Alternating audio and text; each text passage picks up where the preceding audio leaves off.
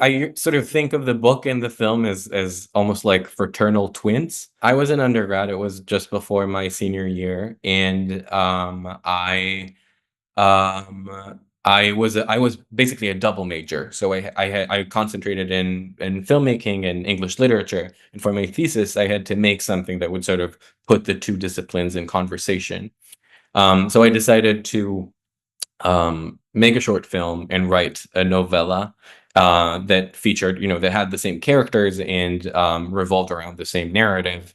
And through that, to sort of think about the relationship between film and literature.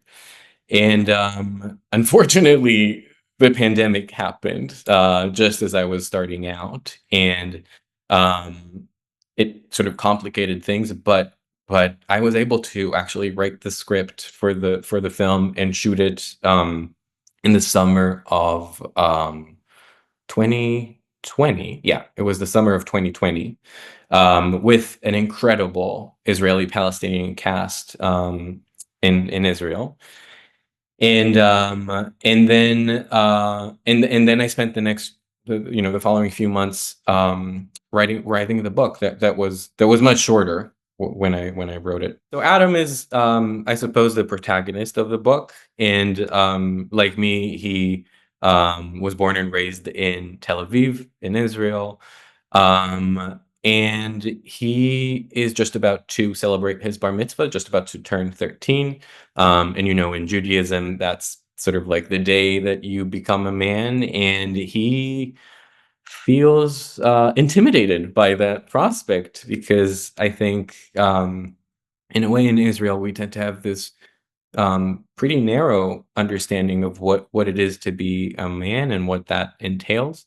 And of course, if you're Jewish in Israel, you're legally obliged to serve in the army. So um, that's something that is sort of looming on the horizon, and that he's very concerned about.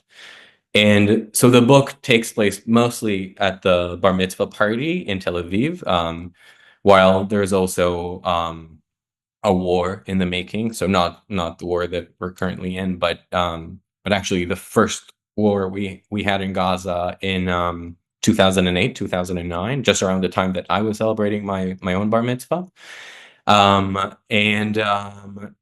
but the book basically doesn't just stay with Adam. It also moves between different perspectives. So we basically get a symphony of the people in his life. Abby is a very central character. Abby is Adam's best friend, and she's a year older. They go to the same school, and she sort of shows him to the way to transgression in a way. She's a very sort of subversive character.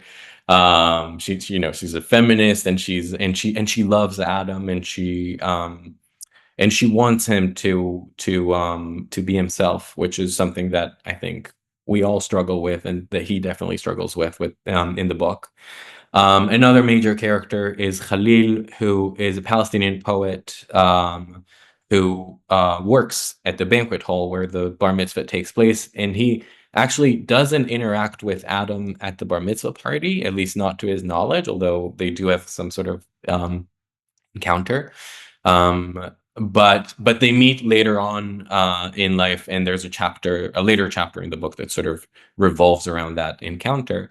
And then I should probably also mention Meme, who is Adam's grandmother, and she is almost like another parent to him.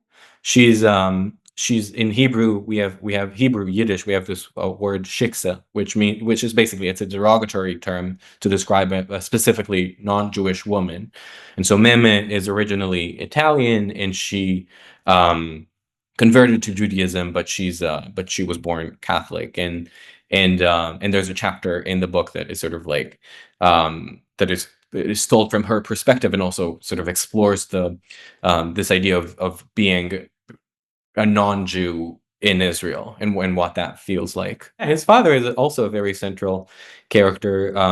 Ishai is his name, and he's sort of like, he's someone who struggles with mental health, and is also very interested I suppose, increasingly interested in Judaism, religiously, and that becomes a source of tension both between Ishai and Adam's mom, who is another character in the book, and between Ishai and Adam himself. But it's also what I love about literature is that it really allows you to dive into the consciousness of other people, and that's what the book attempts to do. I guess what I think bar mitzvahs are fascinating, and I guess what they allowed me to explore is this idea of being on the threshold of something, which is an idea that I'm profoundly interested in. These sort of like coming of age moments, rites of passage. So this idea of and actually the book is divided into three sections, and the second and main section is called threshold because I think that moment of not quite being a kid, but not quite being an adult either. For instance, is a very interesting one of this moment of in betweenness. And bar mitzvah is exactly about that. I think we have the illusion that you turn into a man overnight, but in fact, I think maybe if the book has an argument, that may be it. That becoming not just a man, but becoming a person, becoming an adult, is a lifelong and communal journey. It doesn't happen overnight, and it always happens with others. You know.